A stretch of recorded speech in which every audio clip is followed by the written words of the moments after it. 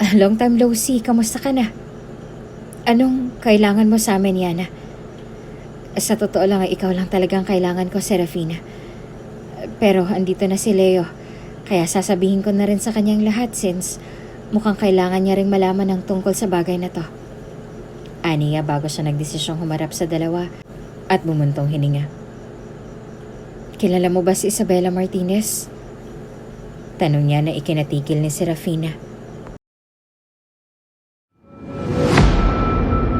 Kung bago ka pa lang sa channel na ito, Ate Jane TV, huwag kalimutang pindutin ang notification bell and subscribe button. Sana po hindi naman malaking abala sa inyo ang pagpindot ng subscribe button dahil ang kapalit po nito ay ang pagsuporta para makapag-produce ng mga libreng stories sa mga channels ni Ate Jane. Maraming salamat!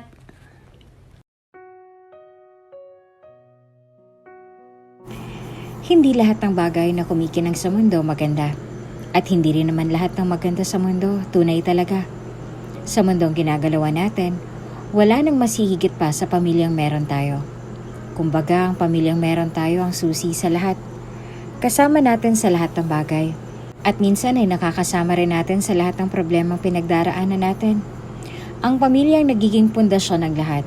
Sa pamilya nag-umpisang mahubog ang sarili nating pagkatao. Kung walang pamilya na magsisilbing pundasyon ng buhay natin, wala ring mangyayari sa atin. Lahat ng problema natin sa mundo ay magagawa natin ng solusyon kung may masasandalan tayong pamilya. Lahat ng problema ang kakaharapin natin, mabibigyan ng solusyon kung magtutulong-tulong tayo. Minsan ay may umaabot pa sa puntong nilalamon tayo ng sarili nating galit at kasakiman sa kayamanan. At ang mas nakakadismaya pa ay ang sarili nating pamilya ang isa sa mga ganid na bubutas sa samahang meron tayo. May mga pagkakataong umaabot tayo sa puntong nabubulag tayo ng mga bagay na may kinalaman sa pera at kayamanan. At ang pinaka nakakalungkot sa lahat, nang dahil sa kayamanan, tatalikuran tayo ng pamilyang kinagisnan natin noon pa man. Kailan nga ba nagiging hadlang ang pagiging ganid mo sa kayamanan at kapangyarihan? Paano kung marami ka ng masagasaan ng dahil lang sa kakarampot na kayamanan? Mas gugustuhin mo pa bang makasakit ng ibang tao para lang sa kakarampot na mana? Kasabay ng malakas na pagbuhos ng ulan ay ang pagkaripas naman ng takbo ni Serafina mula sa mga tauhan ng madrastan niya na kanina pa siyang hinahabol. Medyo malalim ng gabi, kaya naman naging pahirapan pa para sa kanyang maaninag ang daan. Isabay pa ang malakas na buhos ng ulan na animong naging dahilan pa sa kung bakit naging mabagal ang pagtakbo niya papalayo. Huli na nang mapagtanto niyang bangin na pala ang huli niyang tinapakan. Wala siyang ibang nagawa kung hindi ang protektahan ng ulo niya habang gumugulong-gulong siya pababa sa banging naroroon. Mabuti na lang at hindi naman ganong kalalim ang banging pinaghulugan niya, kaya naman hindi naman siya gaanong nasaktan. Maliban na lang siguro sa mga sugat na natamo niya nang dahil sa mga sangang sumabit sa braso niya. Ouch! Muli niyang usal habang iniindang tumutugong parte ng ulo niya nang sandaling bumagsak siya sa damuhang nasa baba. Mula sa malayo ay rinig niya ang mga singhal ng kabayong ginagamit ng mga tauhan ni Isabela para lang mahanap siya. Sa itaas ay narinig niya rin ang paghahabol ng hininga ng mga lalaking kanina pang humahabol sa kanya. Kaya naman bago pa man siya matagpuan ng mga ito, wala na siyang ibang nagawa pa kung hindi ang magpigil ng hininga hanggang sa isa-isa na nga silang umalis sa lugar na yon. Kung alam niya lang sana, nung una pa lang na ganito na palang sasapitin niya sa kamay ng madrasta niya, di sana hindi na siya pumayag na makasama ito sa iisang bubong. Masyadong nabulag ang ama niya noon kay Isabela. Hindi rin naman matukoy ni Serafina kung paano nga bang nagustuhan ng tatay niya ang babaeng yon. Gayong may ugali naman talaga ito. Ni hindi niya nga mawari sa sarili niya kung bakit nga ba siya napapayag ng tatay niya na manirahan sa iisang bahay kasama ng bago niyang nanay. Nanay nga ba? Gayong hindi naman ito nagpakananay sa kanya nung una pa lang. Siguro'y nagpapakananay siya sa tuwing nakakaharap niya ang daddy niya. Pero kapag silang dalawa na lang, dinaig niya pa ang mga prinsesang nababasa niya lang sa mga aklat noon. Ano na? Sigaw ni Isabela dahil upang mas lalo lamang mapapikit si Serafina sa pwesto niya habang tikom na tikom ang bibig na animong ayaw maglabas ng ingay upang hindi siya makita sa pinagtataguan niya. Nasaan na siya? Sinubukan po namin siyang hanapin, senyora. Hindi pa man natatapos ang tauhan niya sasabihin nito, ay mabilis na siyang binigyan ng sampal na Isabela na nagpapikit kay Serafina mula sa pwesto niya. Ilang sandali lang ay narinig niya ang pagkasa ng baril na mas lalong nagdulot ng takot para sa kanya. Kapag hindi niyo siya naidala sa akin hanggang mamaya, pamilya niyo, papatayin ko. Banta nito, bago siya nagpaputok ng baril sa kung saan na nagdulot muli ng takot kay Serafina. Nababaliw na lang talaga siya. Paulit-ulit na sigaw na Serafina sa isip niya bago niya naramdaman ang pag-alis ng mga ito. Ilang oras pa siyang nananatili sa pwesto niyang yon upang mag-ipon ng lakas. Alam niya sa sarili niyang hindi siya magiging ligtas sa lalawigan nila. Kaya naman ang sandaling pumatak ang 4:00 sa orasan, hindi na siya nagdalawang isip pa na umalis sa pwesto niya. Hindi naman siguro maglalagi roon ng mga tauhan niya, hindi ba? Alam niya na kailangan ng mga ito ng pahinga. At ang pahingang yon, ang ginamit na pagkakataon ni Serafina para lang makatakas. Miss? Gulat na sambit ng isang mangingisda na nakakita sa kanya. Ano pong nangyari sa inyo, miss? Manong, kailangan ko ng tulong ninyo. Parang awa niyo na po. Sambit niya sa nanginginig na tono bago siya lumingon sa paligid. Nanggahal sa ginawa niyang pagtakas kanina ay punong-puno na ng galos at sugat ang buo niyang katawan. May sugat din ang ulo niya. Ngunit sa kabutihang palad ay hindi naman iyon naging malalim. May bangas din siya sa labi niya na nakuha niya sa sagutan nilang dalawa ni Isabela. At may black eye din siya sa mata na marahil ay nakuha niya sa pagtakas sa kamay ng mga tauhan ni Isabela kanina. Miss? Manong, mamamatay ako kapag hindi niyo ako tinulungan ngayon. Mahina niyang sabit. Ang linya niyang yon ang nagdulot ng takot sa kanya. Kaya naman hindi na siya nagtaka pa nang dumaloy ang luha sa mga mata niya. Manong, parang awa niyo na po. Isang dismayadong iling pang ginawa ng mangingisda at iyon ang naging dahilan sa kung bakit bahagya pang bumagsak ang mga balikat ni Serafina nang dahil sa labis sa dismaya. Guguho at susuko na sana siya pero naglaho ang kawalan ng pag-asa sa puso niya nang marahan siyang hinila ng matanda patungo sa bangkang nakadaong sa dalampasikan. Manong, sundan mo lang ang alon ng karagatan, iha.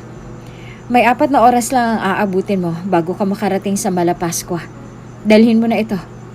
Sambit na mangingisda bago niya ibinigay sa dalaga ang isang baona na naglalaman ng kanin at isda. Kapag nakarating ka ron, humingi ka agad ng tulong sa mga opisyales na naroroon at baka matulungan ka nila sa problema mo. Bilin pa nito. Mag-iingat ka, ha? Maraming salamat po, Manong. Tatanawin ko po itong malaking utang na loob.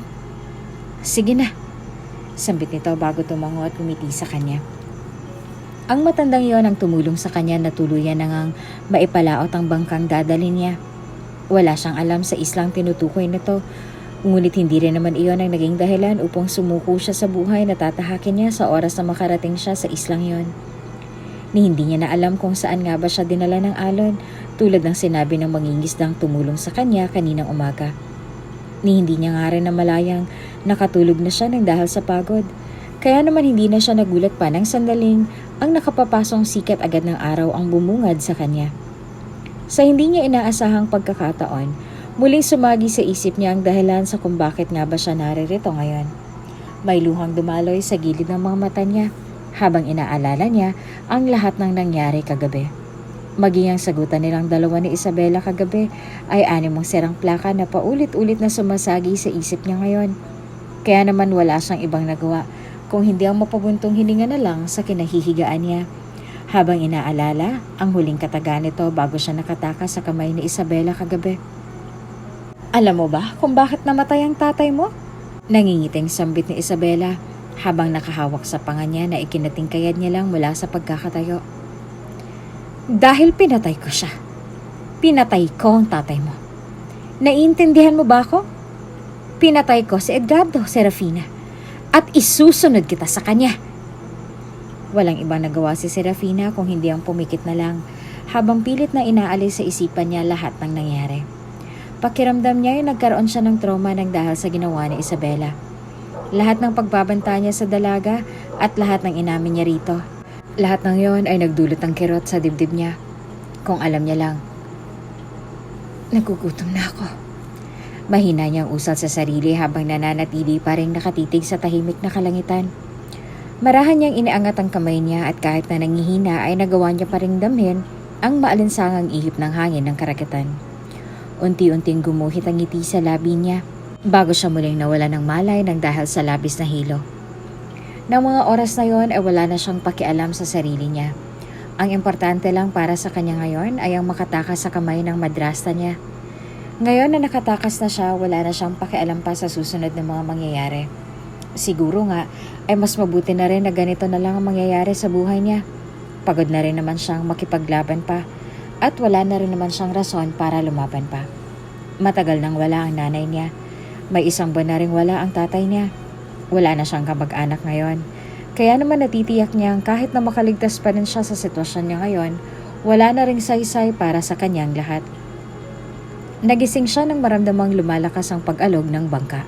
Sinubukan niyang bumangon ngunit masking pag-angat lang ng ulo ay hindi niya magawa nang dahil sa labis sa panghihina.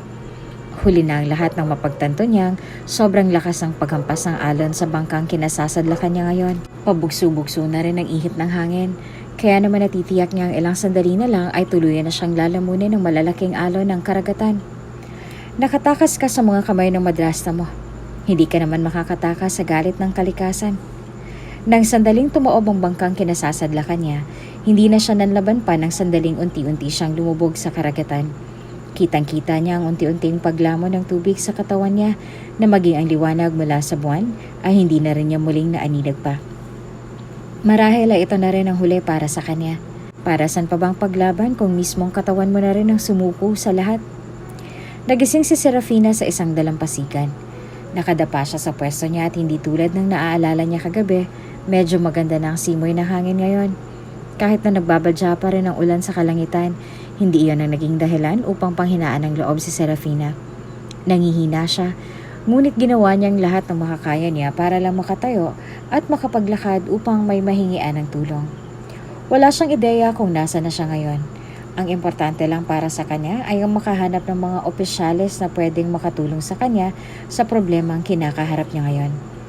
Siguro ay hindi niya na muna aasikasuhin ang tungkol sa madrasa niya. Ang importante na lang para sa kanya ngayon ay ang makahingi ng tulong. Shoot! Sambit ni Gerong bago niya tinapon ang lambat sa bangkang naroroon. Alam mo, delikado tong ginagawa natin, Leo. Yung totoo, gusto mo ba talagang mamatay? Pwede ka namang umaya kung gusto mo, Gerong. Biro ni Paul bago sila nagtawanan. Sa ating tatlo, ikaw lang yata tong takot na takot sa bagyo. Yung totoo, lalaki ka ba talaga o nagpapanggap ka lang? Bakit? Babae lang bang may karapatang matakot sa bagyo? Singhal ni Gerong sa kanila bago sila nagtawanan. Walang ibang nagawa si Leo kung hindi ang nakangiti na lang na umiling sa kanila habang abala sa pag-ayos ng lambat na gagamitin nila mamaya. Pasado 4:00 na ng madaling araw at ganitong mga oras talagang pagpalaot nila sa karagatan upang may mahuling isda. Sa sobrang hirap ng buhay, susuungin nilang lahat para lang maiuwi sa kani-kanilang mga pamilya. Si Leo ang pinakabata sa kanilang magkakaibigan, ngunit tila ba siya lang ang may malakas na loob sa kanila. Nako, sinasabi ko na nga be! Sambit ni Gerong na magsimulang pumatak ang malalakas na butil ng ulan sa kalangitan. Tumingala siya sa kinatatayuan niya at marahang dinamang patak ng ulan. Mukhang hindi na tayo matutuloy sa pagpapalaot. Ano sa tingin mo, Leo? Baling ni Paul sa kanya bagong umuwi. Sa totoo lang, ayaw na rin akong paalisin ni Jamaica kanina. Ang sabi niya kasi may bagyo raw kaya nagdadalawang isip pa siya kanina na paalisin ako. Alam mo na. Ako na lang ang papalaot kung ganon. Sagot ni Leo sa kanila dahilan upang bahagya pa silang nagkatinginan. Wala na akong maipapakain sa pamilya ko. At isa pa, wala naman akong gagawin sa bahay. Kung wala kang gagawin sa bahay, pwede mo naman kaming ipaglaban ng asawa ko. Biro ni Gerong na ikinatawa niya na lang. Pero seryoso, Leo. Pwede naman tayong mangutang na lang muna kay Aling Biday. Ikaw pa malakas ka kaya na, hindi ba? Kahit na. Aniya bago siya napangiti at umiling na lang. Kahit na pahiraman niya pa ako, hindi ko na rin matatanggap lahat ng ibinibigay nila sa akin. Nakakahiya na rin kasi. Ngayon ka pa talaga nahiya. Sambit ni Paul bago sila nagtawanan. Sa huli ay tuluyan na ngang umurong ang dalawa. Walang ibang nagawa si Leo kung hindi ang mag-isang pumalaot sa tahimik na karagatan. Medyo malakas ang hampas ang alon sa dalampasigan, kaya naman abot-abot ang bilin sa kanya ng mga kaibigan bago siya nito tuluyang pinakawalan. Pasado 6:00 na nang magsimulang umulan. Hindi naman ganong kalakas ang ulan, ngunit masasabi niyang sapat na iyon upang mapataob nito ang bangkang sinasakyan niya. Bago pa man siya madisgrasya, ay dali-dali niya nang itinali ang bangka niya sa kawayang naroroon sa dalampasigan at mabilis na bumaba upang makahanap ng masisilungan sa islang yon. Natigil lamang si Leo sa paghahanap ng masisilungan nang makita niya sa batuhan ng isang dalaga. Puro dugo ang bisidang puti na suot nito, kaya naman hindi niya naiwasang mahintakutan. Ang buong akala niya ay namamalikmata lang siya. Pero nang makita niya ang dalagang bumaling ng tingin sa kanya, doon lang siya kinutuban na baka may mali talaga. "Miss?" Gulat niyang sambit. Hindi ganong kalakas ang buhos ng ulan kaya naman natitiyak niyang narinig siya ng dalaga. Lalo na nang sandaling lumapit pa siya ng kaunti rito. Bumaling sa kanyang dalaga at halos mapangiwi siya na makita ang itsura nito. "Miss, ayos ka lang ba?" Muli niyang tanong. Nang makita ang anino ng isang binata hindi kalayuan sa kanya, doon lang tila ba bumigay ang katawan ni Serafina. Hindi niya alam kung bakit pero tila ba nakaramdam siya ng comfort at kaligtasan nang makita niya ang aninong yon. Wala namang ibang nagawa si Leo kung hindi ang magmamadaling puntahan ang dalaga. Bago pa man ito bumagsak sa batuhang naroroon, mabilis niya na itong nasambot nang mawalan ito ng malay. "Miss?" Aniya kasabay ng marahang pagtapik sa namamagang mukha ng dalaga. Alam niya na wala siyang mahihinga ng tulong sa lugar na yon, lalo na't wala namang ganoong tao sa islang yon. Bihira lang din ang mga taong napapadaan sa gawin nila, kaya naman wala siyang ibang pagpipilian kung hindi ang iwanan roon ng dalaga o hindi naman kaya ay iuwi na lang ito sa Malapaskwa upang doon ay questionin sa kung ano nga bang nangyari sa kanya sa islang yon. Natitiyak niya naman na walang masamang loob sa isla kung saan niya ito nakita, lalo na't wala namang napapagawing tao sa bandang yon, maliban na lang siguro sa mga mangingisda na madaling araw naman kung pumalaot doon. Basa ang bestidang suot ng dalaga kaya naman natitiyak ni Leo na hindi talaga taga roon ang dalaga. Kung hindi ito taga roon, taga saan ito kung ganon? "Miss?" Muling tanong ni Leo, at nang hindi niya na magising ang dalaga ay doon lang siya nagdesisyong buhatin ito sa bisig niya. Sa kabutihang palad ay tuluyan na ring tumigil ang buhos ng ulan. Bago pa man sila abutan ng bagyo sa islang yon, ay dali-dali niya nang dinala ang dalaga sa bangka at umalis na nga sa islang yon. "Nababaliw ka na ba?" Sambit ng Lola Esyang niya nang makita ang dalaga na hanggang ngayon ay wala pa ring malay. "Sigurado ka ba talaga na wala kang ibang ginawa sa kanya?" "Po? Hindi mo sinamantalang kahinaan niya?" Natatawang sambit ni Jamaica na ikinapula ng mukha niya. "Siguro, sinubukan mo siyang..." "Hindi, Jamaica, at hindi ko magagawa yun, okay?" Natatawa niyang sambit dahilan upang magkakasunod silang bumaling ng tingin kay Serafina na hanggang ngayon ay wala pa ring malay. "Nakita ko lang siya sa dalampasigan. Walang gaanong tao sa isla na yon kaya alam kong hindi siya taga ron. Mukha rin siyang turista. Sa itsura niya, siguro may hindi magandang nangyari sa kanya kaya puro siya galos sa katawan ngayon." "E-report natin sa pamunuan kung ganon," sambit ni Esyang habang nakatitig sa dalaga. "Mukha siyang hindi taga rito. Kung hindi siya taga isla, baka turista nga siya. Baka hinahanap na rin siya ng mga kamag-anak niya ngayon, kaya mag-report na tayo sa barangay." "Kung turista siya, bakit siya nandun? At bakit yan ang itsura niya?" Osyoso ni Jamaica bago siya lumingon sa dalaga. "Mukhang okay naman yung babae. Siguro may tinatakasan kaya napadpad sa lugar natin." "Sino naman ang tatakasan niya?" Tanong ni Paul na hindi naman nila kinibo. Aaminin man ni Leo o hindi ay tila ba maging siya'y nahihiwagaan na rin sa presensya ng dalaga. Nang makita niya ito kanina sa dalampasigan ay animong wala na ito sa sarili. Kung saan man siya nanggaling o kung may tinatakasan man siya, marahil ay sobrang bigat ng pinagdaraanan niya ngayon. Gaano ba kasama ang taong tinatakasan niya at bakit ganitong idinulot sa kanya ng taong yon? Nawalang atensyon ni Leo sa pagtahi-tahi ng lambat nang makarinig siya ng mahinang daing. Marahan siyang nag-angat ng tingin at halos mabitawan niya ang lambat nang makita niyang marahang gumalaw sa pagkakahiga sa papag ang dalaga. May ilang araw na itong tulog, kaya naman hindi na iwasan ng buo niyang pamilya ang makaramdam ng takot para sa kaligtasan ng dalaga. Ngayon na nagkaroon na ito ng malay, hindi naman naiwasan ni Leo ang makaramdam ng tuwa. "Miss, okay ka lang ba?" tanong ni Leo, dahilan upang marahan itong imulat ang kanyang mga mata. Okay ka lang ba?" Nasaan ako?" Mahina niyang tanong sa binata, kasabay ng pagtitig sa kabuuan ng kubo kung nasan sila ngayon. "Saan mo ako dinala?" Nandito ka ngayon sa bahay namin. Nakita kita kasi sa dalampasigan nung isang araw kaya dinala kita rito." Sagot niya na ikinaangat ng labi niya. "Kamusta na bang pakiramdam mo? Wala kaming gamot sa mga sugat kaya nilagyan na lang ng kapatid ko ng dahon ng bayabas lahat ng sugat mo. Okay lang yan at pantanggal sa impeksyon ng dahon na yan. Mas epektibo nga yan kaysa sa mga bandages at mga gamot na nakikita sa ospital." Dagdag pa ni Leo bago niya ipinagpatuloy ang pag-aayos sa lambat. "Huwag ka mag-alala dahil ligtas ka rito."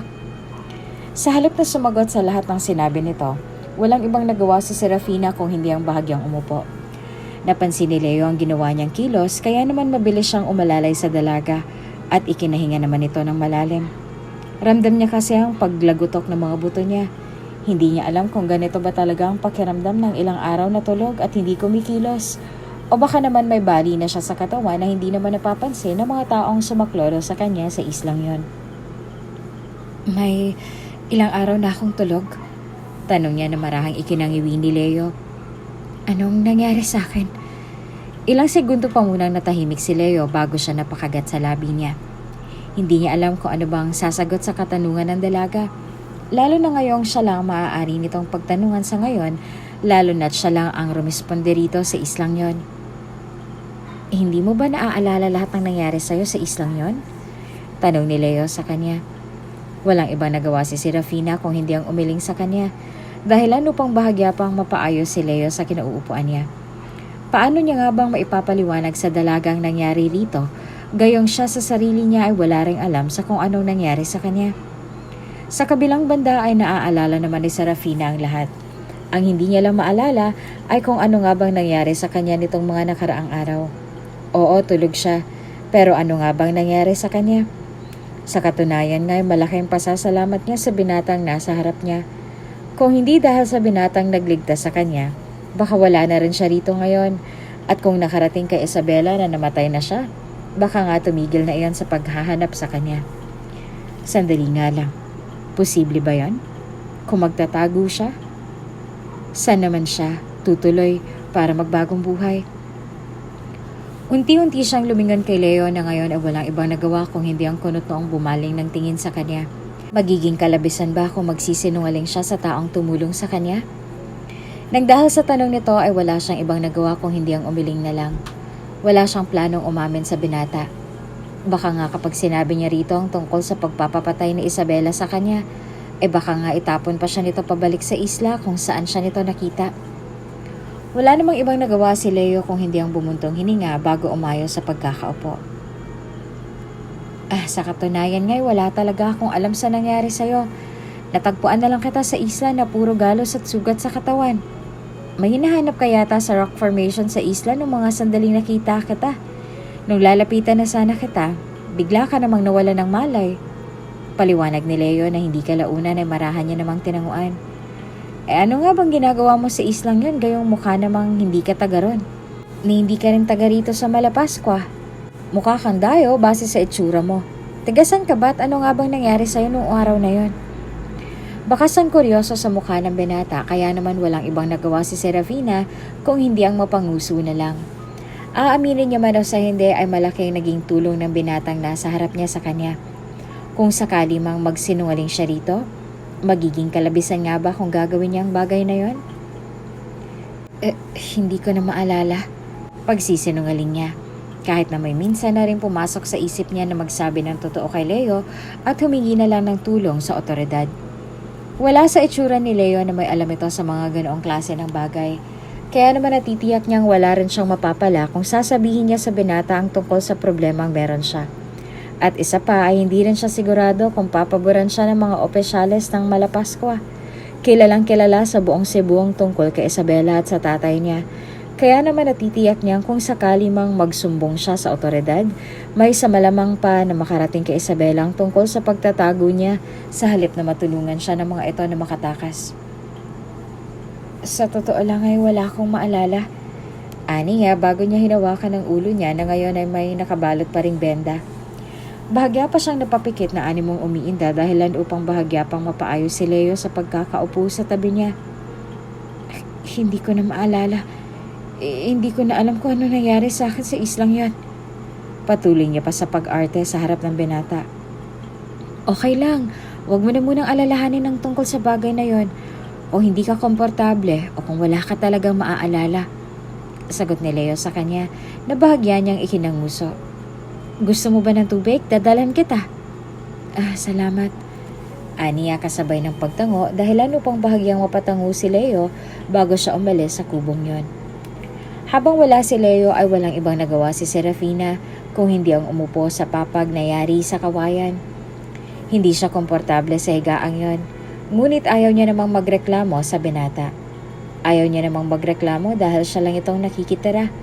Tingin niya ay dito na lang din muna siya makikitira pansamantala hanggang hindi pa rin tumitigil si Isabela sa paghahanap sa mga bakas niya.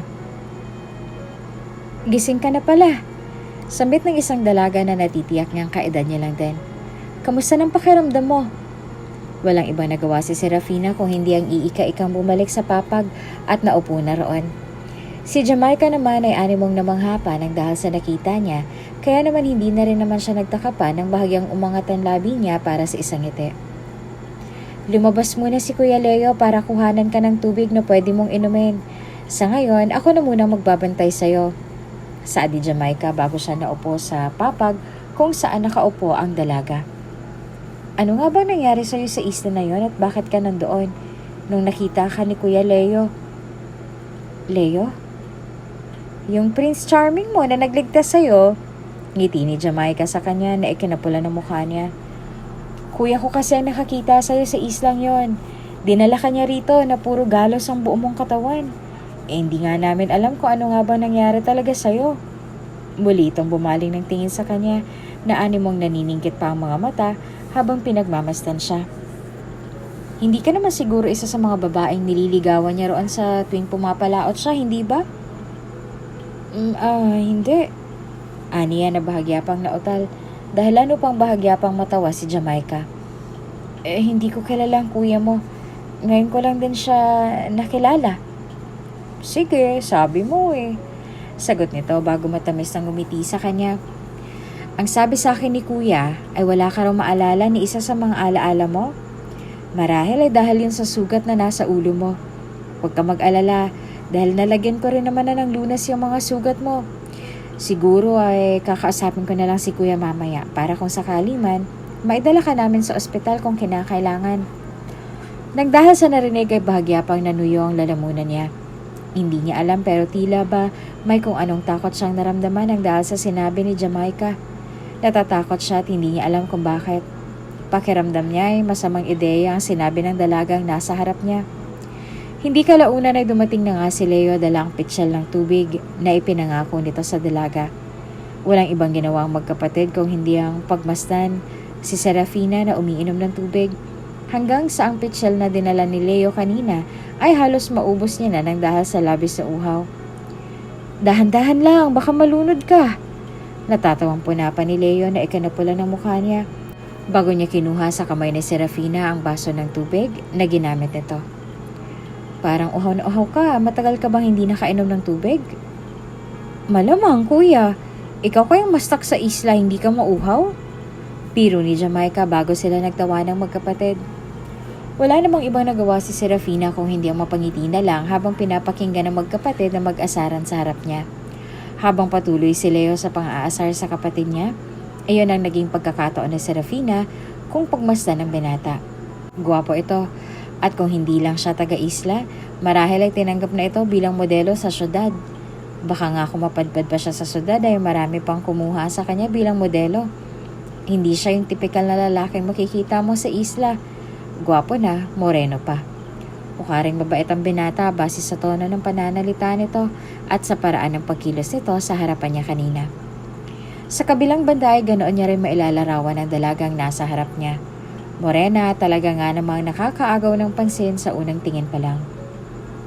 Hindi naman ba sumasakit ang ulo mo, iha? Tanong ng lola nila nang sandaling makasalo nila ito sa hapagkainan. Alam mo na, may sugat ka sa ulo at hindi natin pwedeng baliwalain yan kung sumasakit ngang talaga. Hindi naman po ganong sumasakit. Aniya sa mahinang boses, dahilan upang bumaling ng tingin si Leo sa kanya. Ang totoo nga po, wala naman po akong nararamdamang kirot. Ang problema ko lang po ngayon ay wala ko ni isang maalala.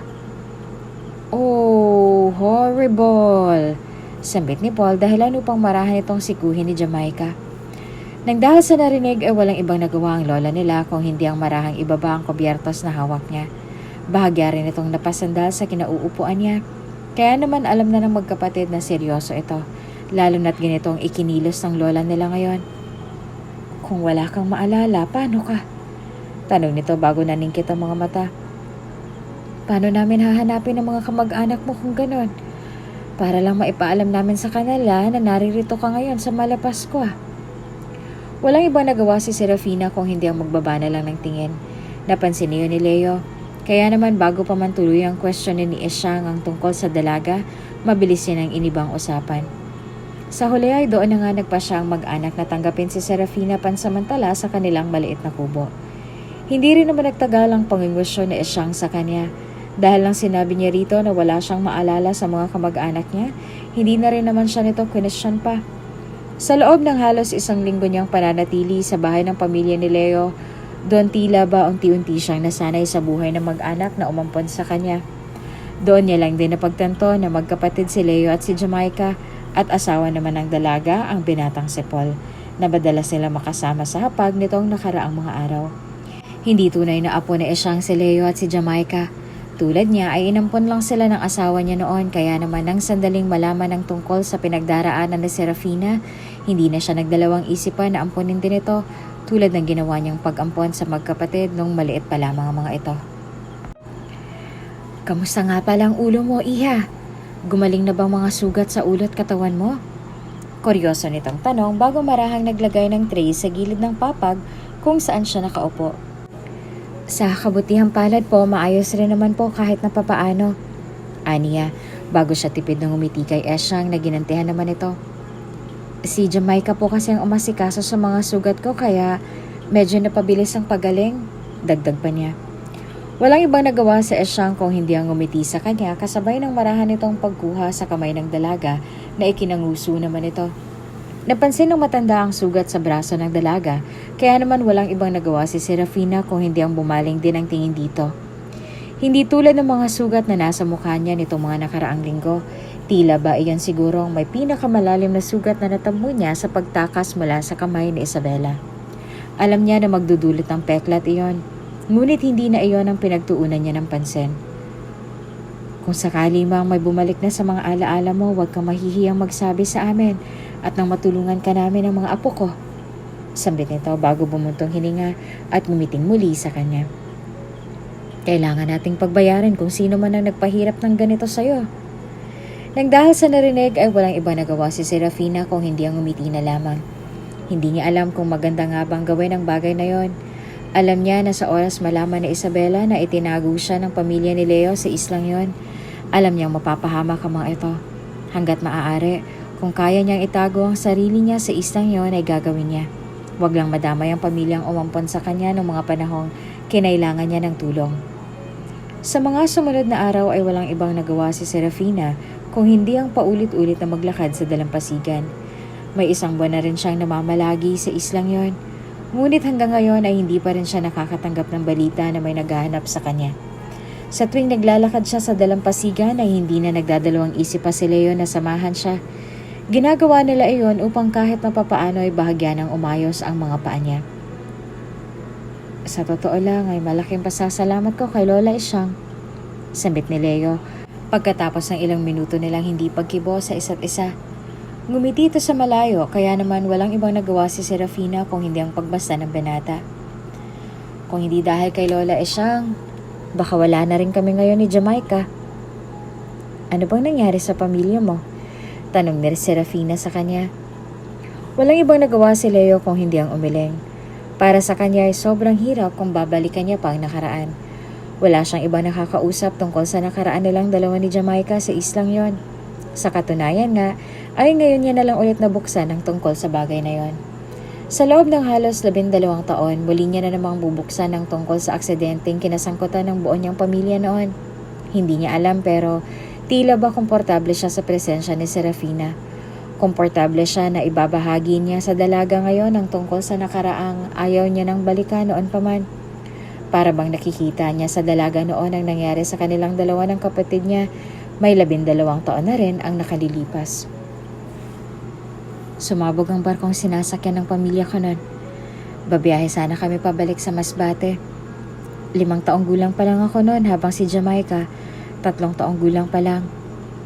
Sa totoo nga lang ay tanggap ko ng katapusan ng buhay namin noon dahil kung alam mo lang at kung naroon ka lang, alam mo sa sarili mong wala ka ng pag-asa makatakas sa apoy.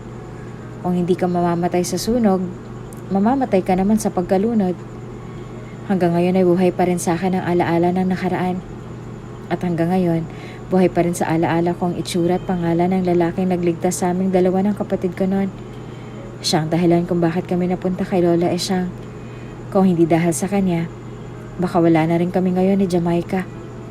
Aniya, bago siyang ngumiti ng malungkot sa dalaga at muling nagbaba ng tingin sa buhanginang nilalakaran nila. Ni hindi ko malang siya nagawang pasalamatan sa pagliligtas sa aming dalawa ng kapatid ko noon. Hindi na rin namin alam at wala na rin kaming balita sa mga magulang namin. Ni hindi namin alam kung natagpuan pa ba yung mga labi nila. O baka naman nilawan na ng karagatan hanggang sa mawala na nga ng tuluyan tulad ng ibang pasahero na hindi na nila nakita pa. Sorry. Mahinang sambit ni Serafina na ikinangiti naman ni Leo. Marahil ay naaalala mo sa akin yung pagkamatay ng mga magulang mo. Okay lang, Serafina. Natanggap na rin naman namin ni Jamaica ang tungkol sa maaga nilang pagkawala kaya wala na para sa amin ang tungkol sa nangyari nun. Ngumuso si Serafina bago sila tuluyang huminto sa paglalakad. Muli siyang lumingon sa binata na ngayon ay abala na sa pagtitig sa papalubog na araw sa gitna ng karagatan. Paano nga pala kayo napunta kay Lola Esyang? Kuryoso niyang tanong. Kay Lola Esyang? Tanong ni Leo na marahan namang tinanguan. Alaga ni Lola Esyang ang lalaking tumulong at nagligtas sa aming dalawa ni Jamaica noon. Si Lola Esyang ang binili na ng lalaking yon na mag-alaga sa amin pansamantala ng kapatid ko. Hindi rin naman siya muling nagpakita pa kay Lola Esyang noon kaya wala na rin kaming balita sa kanya ngayon. Dagdag pa niyang paliwanag. Walang ibang nagawa si Serafina kung hindi ang marahan na lang na tumungo sa kanya. Hindi niya alam pero tila ba muli niyang naaalala ang daddy niya nang dahil sa kwento ni Leo. Kung buhay pa rin ba ang daddy niya ngayon, malamang pa sa malamang na gano'n na din ang gagawin niya kung sakali mang may maililigtas siya. Kilala niya ang daddy niya bilang isang mabuting ama tao. Marahil nga ay iyon din ang naging dahilan kung bakit mabilis na nabilog ni Isabela ang ulo ng tatay niya. Serafina! Natatawang tawag ni Jamaica. Walang ibang nagawa si Serafina kung hindi ang iwanan lahat ng platong hinuhugasan niya bago siya bumaling ng tingin kay Jamaica na ngayon ay walang ibang ginawa kung hindi ang ngumiti ng pagkatamis-tamis sa kanya. May 2 buwan nang nakalilipas simula nang mangyari ang lahat.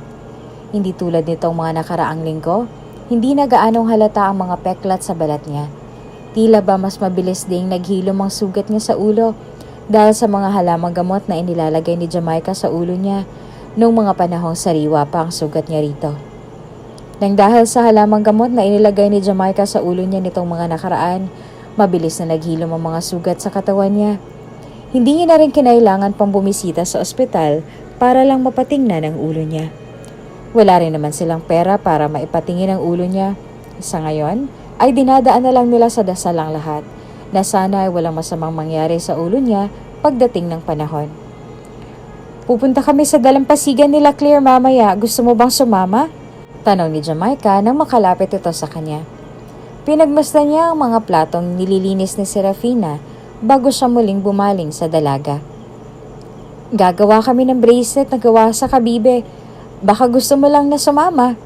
Eksakto at naroroon si Yana, ipapakilala kita sa kanya. Yana? Nililigawan ni Kuya Leo. Natatawa nitong sambit na ikinatigil niya. Sa loob ng 2 buwan niyang pananatili sa islang yon, kasamang magkapatid at ang matandang umampon sa kanya, ngayon niya lang narinig na may nililigawan pala si Leo sa islang yon. May kung anong kirot na sumaksak sa dibdib niya nang dahil sa narinig. Kaya naman bahagya pa siyang napangiwi sa kinatatayuan niya. Napansin naman niya ni Jamaica kaya naman wala siyang ibang nagawa kung hindi ang mapanguso mula sa pagkakatayo. Ano? Tanong nito sa kanya bago ngumiti ng pagkatamis-tamis sa kanya. Sasama ka ba? Kapag nakagawa ka ng kwintas, pwede nating ibenta yon sa mga turistang napapadpad sa Malapaskwa. Malay mo makaipon tayo, hindi ba? Hindi ko sure. May tinatapos lang ako. Huwag ka namang KJ. Sus, kang babae ka. Natatawa nitong sambit bago siya nito marahang siniko sa tagiliran. Nanginitian niya na lang. Huwag kang mag-alala dahil maraming dadalo sa atin mamaya. Naroroon ang mga kaibigan ko. Sa katunayan nga, gusto ka rin nilang makilala sa personal. Ito kasing asawa ko, medyo madaldal. Naikwento ka sa mga kaibigan namin. Dagdag pa nito, nanginitian niya na lang. Kung hindi siya nagkakamali ay magkasing edad lang silang dalawa ni Jamaica. Mukha ngang mas bata pa ito sa kanya sa unang tingin. Minsan ay mapapaisip pa siya sa sarili niya kung paano silang nagkakilala ng asawa niya ngayon. Kung may tradisyon ba sa islang to o baka naman mahalang nilang isa't isa at kahit na wala pa sila sa tama nilang edad ay nagawa pa rin nilang magpakasal sa isa't isa bilang pangako. Sa bagay, hindi naman nakatira si Paul sa iisang bubong kasama si Jamaica. Kaya marahil ay, pumayag ka na! Muli pa nitong pamimilit na tinawanan niya na lang. Walang ibang nagawa si Serafina kung hindi yan natatawang tumango na lang kay Jamaica na mas lalong nagpalaki sa ngisin nito. Nang matapos siya sa paghuhugas ng plato ay tsaka lang siya nagbihis ng isang puting bestida bago sila tuluyang lumabas ng kubo upang dumiretso sa dalampasigan kung saan naghihintay ang mga kaibigan ni Jamaica. Oh, ang syala, sino siya? Osyoso ng lahat. Walang ibang nagawa si Serafina kung hindi ang ngingiti-ngiti na lang na nagbaba ng tingin habang pinagmamasdan siya ng mga babaeng naroroon. Hindi niya alam pero tila ba nahihiya siya sa mga tingin ng mga ito sa kanya. Wala naman siyang nararamdamang kakaiba sa tingin ng mga ito. Bukod siguro sa pagkamangha at kasabikan na makilala siya. Siya nga pala si Serafina. Siya yung sinasabi ni Paul sa inyo nitong nakaraang linggo. Pakilala ni Jamaica na ikinangiti naman ng mga babaeng naroroon. Kung hindi siya nagkakamali ay nasa 10 marahil ang babaeng naroroon. Lahat halos sa mga ito ay abala sa paggawa ng mga pulseras at kwintas na gawa sa kabibe. Tila ba naaabala lang sila nang dumating silang dalawa ni Jamaica para lang maipakilala siya sa lahat ng naroroon. Serafina? Tanong ng isang morenang babae bago siya naglakad patungo sa direksyon ng dalawa. Ikaw pala yung tinutukoy ni Leo kahapon sa akin. Ako nga pala si Yana. Anito bago matamis ang umiti sa kanya at naglahad na nga rito ng kamay. Walang ibang nagawa si Serafina kung hindi ang pagmasa ng nakalahad na kamay ni Yana sa harapan niya. Morena si Yana. Hindi katulad niya na animoy kulay gatas ang kulay ng balat. Hindi tulad niya na may maalong buhok. Tuwid ang maitim nitong buhok na mas lalo lang na nagpapatingkad sa kagandahan niya. Medyo may kakapalan din ang kilay nito na nasa tama namang korte. Hindi tulad ng kanya na medyo manipis ng kaunti. Kung hindi siya nagkakamali, ay marahil ay isa si Yana sa mga babaeng pinag-aagawan ng mga lalaki sa islang yon. Marahil ay marami rin itong manliligaw, bukod siguro kay Leo. Serafina nga pala. Aniya bago siya ngumiti rito, tinanggap ang kamay ni Yana. Walang ibang nagawa si Yana kung hindi ang matamis na ngumiti sa kanya. Sa likod ng maamon nitong mukha at sa malapat nitong ngiti, tila ba may kung anong ideya nang pumasok sa loob ng isip niya habang nakatitig ngayon kay Serafina. Maganda si Serafina at sa unang tingin ay aakalain mo pang anghel na ibinaba rito sa isla nila upang gabayan sila. Siya yung tipo ng babaeng hindi mo kailanman makikita sa kung saan. Bukod tangi ang ganda nito. Kaya naman maging si Yana na ngayon yan palang nakilala ng personal ay bahagya pang nagitla nang makita siya sa personal. May kung anong inis at pagkamughi siyang naramdaman sa dibdib. Hindi niya alam pero tila ba nakaramdam siya ng inggit kay Serafina. Kung tutuusin ay wala naman talaga siyang dapat na ikainggit. Hindi nga lang talaga alam kung bakit ganito ang nararamdaman niya sa dalaga ngayon. Dahil nga ba sa magkasama silang dalawa ni Leo sa iisang bahay? Doon tayo pumwesto, sambit ni Jamaica nang mapansin niya nagtagalang malalim na tingin ni Yana kay Serafina. Kung hindi pa man hinigit ni Jamaica ang braso ni Serafina papalayo sa kanya, marahil ay hindi na tinanggal pa ni Yana ang pagkakahawak niya sa kamay ni Serafina. Ang inggit na kanyang nararamdaman ay unti-unting umakyat sa puso niya. Kung magkasama sila sa isang bahay, malaki din ang tsansa na baka mahulog silang dalawa ng lalaking gusto niya sa isa't isa. At hindi yan kayang hayaan ni Yana. Ikaw ha? Panunuso ni Gerong kay Leo na ikinanguso naman ito. Kaya pala atat na atat kang mangisda nung may bagyo. May gusto ka palang lambatin sa kinatarkan. Yun totoo, nakisabuatan ka ba sa mga sirena ano? Tumigil ka nga. Anong tumigil? Hindi ako titigil hanggat hindi ko nalalaman kung paano mong nabingwit yung babaeng inuwi mo sa bahay ninyo. Sambit ni Gerong na ikinatawa na lang nilang dalawa ni Paul. Hindi ka nalugi ron ha? Ang ganda. Mas maganda pa yata kay Yana. Hindi mo pa siya nakikita ng personal, Gerong. Sabat ni Paul kasabay ng pag-iling ngunit may nagtatagong ngiti sa kanyang mga labi. Nang dahil sa sinabi niya ay tsaka lang bumaling si Gerong sa kanya. Hindi ko pa nga nakikita sa personal pero base sa kwento ng mga taga-isla, maganda ngang talaga. Sambit nito bago muling bumaling kay Leo na hanggang ngayon ay abala pa rin sa lambat na hawak niya. Yung totoo, saan mo siya nakilala? Sa isla ko nga siya nakita. Sinungaling ka. Sambit ni Gerong na tinawanan niya na lang. Mukhang turista yung babaeng tinulungan mo eh. Siguro dinukot mo lang siya no? Hindi ka makaporma ng tama kaya na dahil sa mga utang mo kay Aling Biday kaya ka naghanap ng babaeng pwede mong pagbalingan ng atensyon. Manahimik ka nga. Sambit ni Leo bago niya binato sa mukha ni Gerong ang lambat na ikinatawan ng nito. Magmamadali na tayo sa pagpalaot at nang maaga tayo makadaong sa isla. Aniya bago siya sumakay sa bangka na sinunod naman ng dalawang lalaking kasama niya. Hindi maitatanggi ni Leo na nakuha na nga ni Serafina ang atensyon niya nung una pa lang. Tila ba nawala na rin siya ng pangtingin kay Yana nang dahil sa hindi inaasahang pagdating ni Serafina sa buhay niya. Mukha rin namang wala siyang pag-asa sa kababata niya kaya naman simula nang dumating si Serafina sa bahay nila, hindi na siya kailanman nagparamdam pa kay Yana na kung tutuusin ay may 3 taon niya na rin nililigawan. Masasaktan kaya ang dalaga kapag umamin siya rito na napapagod na siya sa paghihintay? Ano kayang mararamdaman ni Yana kapag sinabi niyang sumuko na siya at iba ng laman ng puso niya? Iyon ang mga tanong na bumabagabag sa isip ni Leo sa pangingisda nila sa karagatan hanggang sa dumaong silang muli sa Malapaskwa ng sandaling kumagat ng dilim. Mula sa malayo ay kitang-kita niya ang grupo ng mga babaeng naghihintay sa kanila. Agad na nakaramdam ng gulat si Leo nang makita niya roon si Yana na matyagang naghihintay sa pagdaong ng maliit na bangka. Ngumiti si Yana sa kanya nang sandaling dumaong ang bangka nila, ngunit agad na nawala ang atensyon niya sa dalaga nang makita niya si Serafina sa gilid ng mga babaeng naroroon. Nakababa lang ang tingin ni Serafina sa mga buhanginang inaapakan ng sandalyas niya.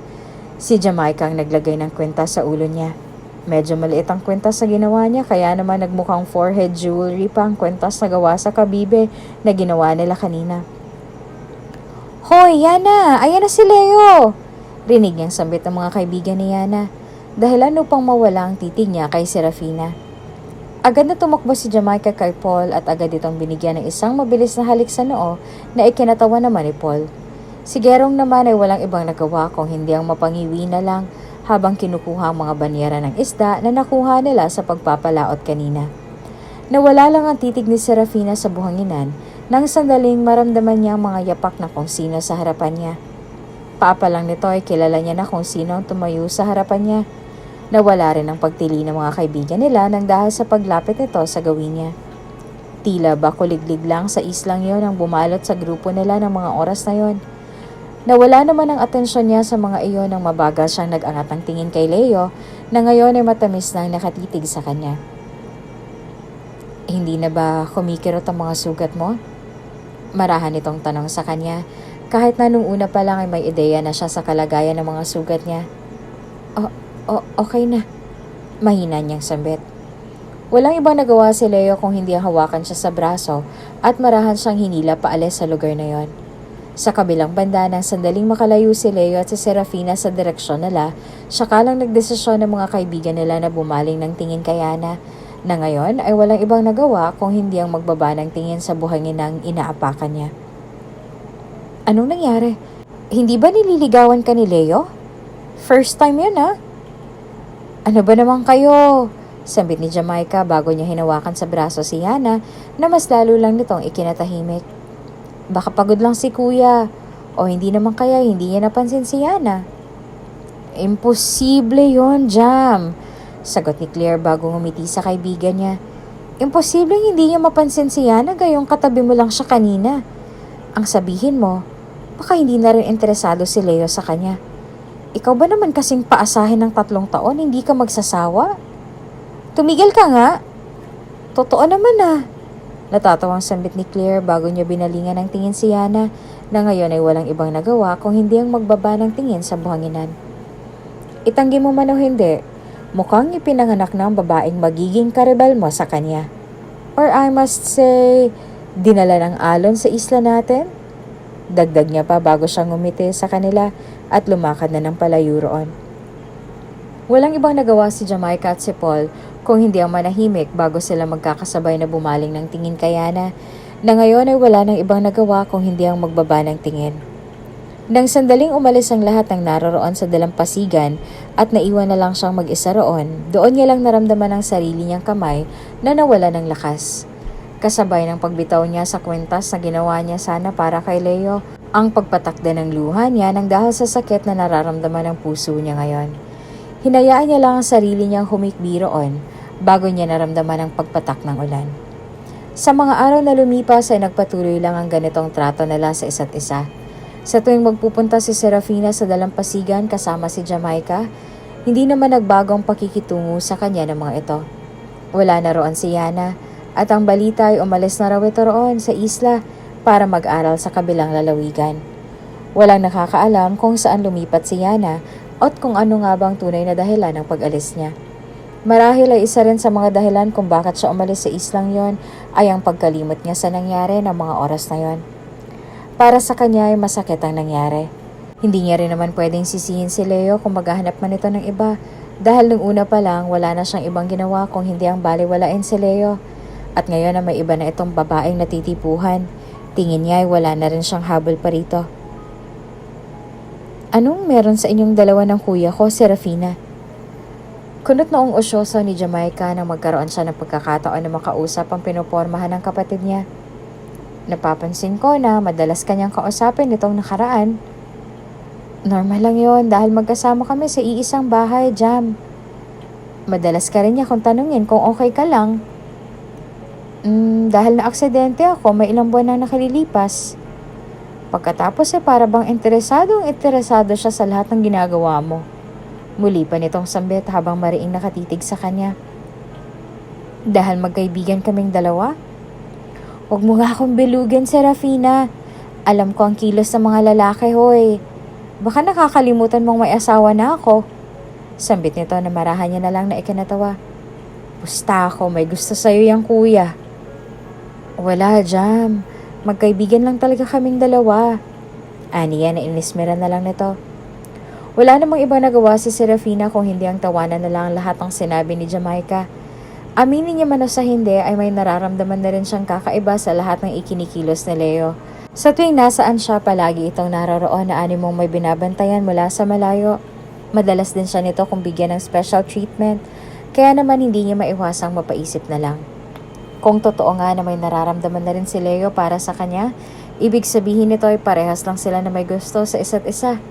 Itanggi man ni Serafina o hindi man ay may nararamdaman na rin siya sa binata. Hindi niya alam kung paano nag-umpisa. Ang alam niya lang ay may nararamdaman na siya sa binata at ito na lang ang kaisa-isang lalaki na nakikita ng mga mata niya. Marahil ay ganito talaga ang nararamdaman ng mga babaeng umiibig sa lalaking gusto nila. Yung tipong wala kang ibang nakikita kung hindi ang taong mahal mo lang. Minsan niya na itong naramdaman sa childhood crush niya noon, kaya naman hindi na naging mahirap para sa kanya na ikumpara ang nararamdaman niya noon sa nararamdaman niya ngayon. Bata pa siya ng mga panahong tumibok ang puso niya para sa isang lalaking. Ngayong nasa wastong edad na siya. Doon niya lang napagtanto na marahil ay ganun talaga. Minsan na hindi mo napapansin na may gusto ka na sa isang tao. Malalaman mo lang na may nararamdaman ka na sa kanya sa oras na mapansin ito ng mga taong nakapaligid sa iyong dalawa. Agad na bumalik sa wisyo si Serafina nang marinig niyang tilian ng mga taong nakasaksi sa kung paanong umamin ng nararamdaman niya sa kanya si Leo, kasabay ng pagluhod nito sa harapan niya. Lahat halos ng mga tao sa islang yon ang naging kasama nila sa selebrasyong iyon ng mga oras na yon, kaya naman hindi niya naiwasang makaramdam ng tuwa, lalo na nang bumaling siya sa lalaki ngayon ay matyagang nakaluhod sa buhanginan sa harap niya habang may hawak na promise ring na gawa sa sanga ng puno at may perlas sa gitna nito bilang dekorasyon. Gusto kita, Serafina. Mula nung araw pa lang na nakita kita, tumibok ng puso ko sa'yo. Pag-amin ni Leo sa kanya na marahan niyang ikinatawa. Hindi mo lang alam kung gaano kong kagustong itali ka ngayon. Hindi ko alam kung may pag-asa ba ako sa'yo o ano. Nagbabaka sakali lang ako na kung magagawa mo bang gusto rin kita, Leo. Aniya sa boses na silang dalawa lang makakarinig na ikinalaki pa ng mga mata ni Leo sa gulat. Hindi ko alam at hindi ko sigurado kung kailan nagsimula. Ang alam ko lang, gustong gusto kita. Aniya bago ngumiti sa binata. Nang dahil sa labis na saya, walang ibang nagawa si Leo kung hindi ang nanlaki ang mga matang umalis sa pagkakaluhod sa harapan niya at agad siyang binigyan ng isang mahigpit na yakap na ikinatili ng lahat. Mula sa malayo ay narinig niya ang fireworks na inhanda ni Gerong at ni Paul para sa kanilang dalawa. Kaya naman nang marinig nilang pagputok nito sa malayo, wala na silang ibang nagawa kung hindi ang matawa na lang habang hawak ang kamay ng bawat isa at mahigpit na nakayakap sa isa't isa. Maging si Lola Isyang ay natuwa nang malaman ang nangyari. Isa rin siya sa sumusuporta sa mga apo niya at nang malaman niyang mahal din ni Serafina ang apo, doon niya lang hindi napigilan ang sarili na mapaluha na lang habang nakatitig sa dalawa. Sa kabilang banda naman mula sa malayo at malayo sa mata ng nakararami, may isang matandang lalaki na nakatayo sa gilid ng batuhan. Nakasuot ito ng sombrerong gawa sa abaniko habang nakatitig sa kanila mula sa malayo. May isang ngiti ang bumakas sa labi niya bago niya bahagyang ibinaba ang sombrerong suot niya at naglakad na nga palayo sa lugar na yon. Nagpatuloy lang ang kasiyahan sa isla sa mga sumunod na araw hanggang sa tuluyan na ngang nagkaroon ng kulay ang isla nila nang sandaling malaman ng lahat na sinugot na nga ni Serafina si Leo sa panliligaw nito sa kanya. Buong isla ang sumusuporta sa pag-iibigan nilang dalawa, kaya naman wala na silang mahihiling pa. Minsan ay may umaabot pa sa puntong may selosang nangyayari, kaya naman minsan ay nagtatampo rin sila sa isa't isa. Ngunit ang pagtatampong iyon ay hindi rin naman tumatagal tulad ng away ng ibang magnobyo at magnobya sa syudad. Hindi rin naman tumagal ang away nila, lalo na sa isang mababaw na dahilan. Pwera na lang kung... So, matagal mo nang hindi sinasabi sa akin na may naaalala ka na sa nakaraan mo? Tanong ni Leo. Walang ibang nagawa si Serafina kung hindi ang mapanguso na lang bago siya sumandal sa balikat ni Leo na ikinahinga naman ito ng malalim. Hindi ko sinabi sa inyo nila Lola Isyang dahil natatakot ako na baka paalisin niyo ako. Bakit ka naman namin paaalisin? Tanong ni Leo sa kanya na ipinagkibit balikat niya na lang. Ilang beses ko nang inulit sa iyo na kahit na anong mangyari, hindi na kita pakakawalan. At isa pa, wala ka bang tiwala sa akin at sa pamilya ko? May tiwala ako sa inyo, Leo. Natatakot lang ako dahil... Aniya bago siya umayo sa pagkakaupo at bumuntong hininga na nakukuha sa atensyon ni Leo. Dahil may banta sa buhay ko. Pag-amin niya. Dito na bahagyang napasinghap si Leo nang dahil sa narinig. May banta sa buhay ni Serafina at hindi mo lang nito sinasabi sa kanya.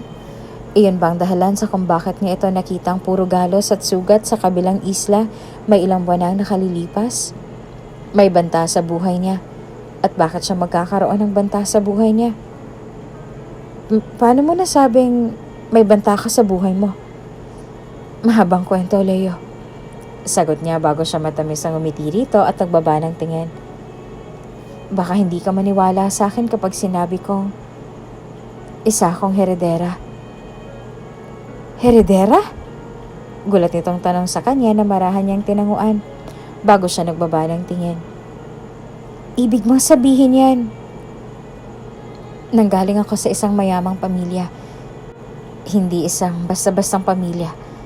Isang mayaman at kilalang pamilya sa buong lalawigan namin.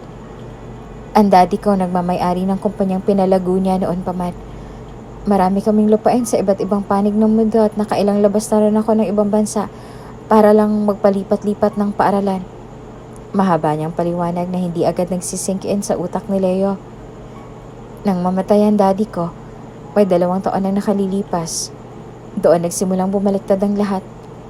Yung madrasta ko, siyang may kasalanan ng lahat.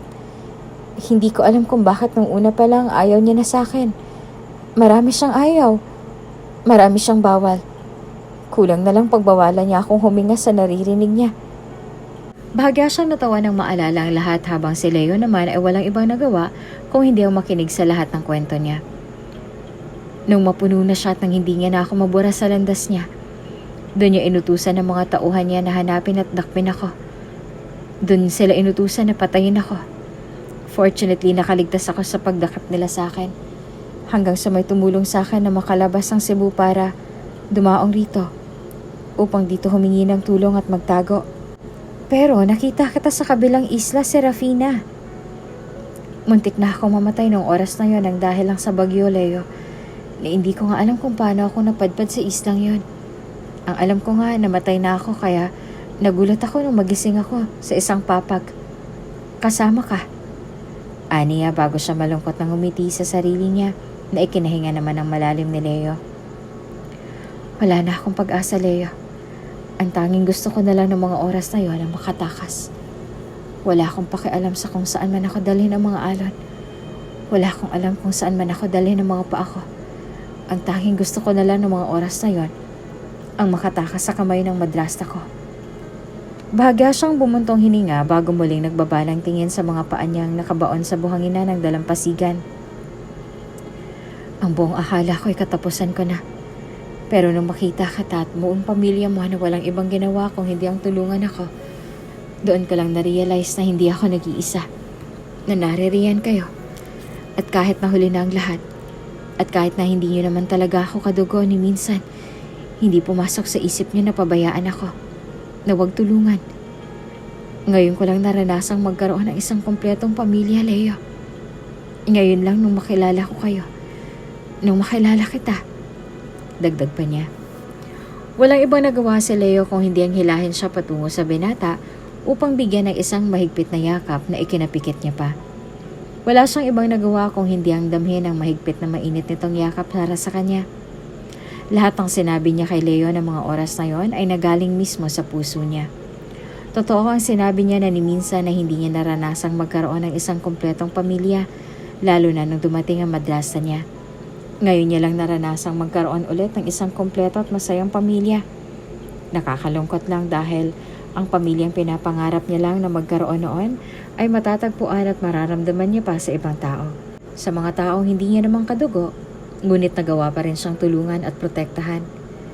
Ngayong naririto na si Lola Isyang, si Jamaica, si Paul at lalong-lalo na si Leo, alam niya sa sarili niya na kumpleto ng pamilyang pinapangarap niya lang noon. Kahit na papaano, ay kampante na rin siya para sa sarili niya. Kahit na papaano, matitiyak niya rin sa sariling ligtas siya rito, lalo na ngayong naririto sa tabi niya si Leo. Hindi man lang niya naranasang magkaroon ng isang masaya at kumpletong pamilya kasama si Isabela at ang daddy niya. Kahit na papaano ay naging mabuti pa rin ang langit at biniyayaan siya ng pangalawang pamilya kasama ng mga taong hindi niya inaasahang maging parte pa rin ng buhay niya. Kahit na hindi niya namang kadugo ang mga ito. Huwag kang mag-alala, Serafina. Poprotektahan kita kahit anong mangyari. Aniya bago niya hinigpitan ng yakap sa nobya na ginantahan naman ito ng isang mahigpit at mainik na yakap. Ni minsan na hindi man binanggit ni Leo sa kapatid niya at sa lola niya ang tungkol sa tunay na katauhan ni Serafina.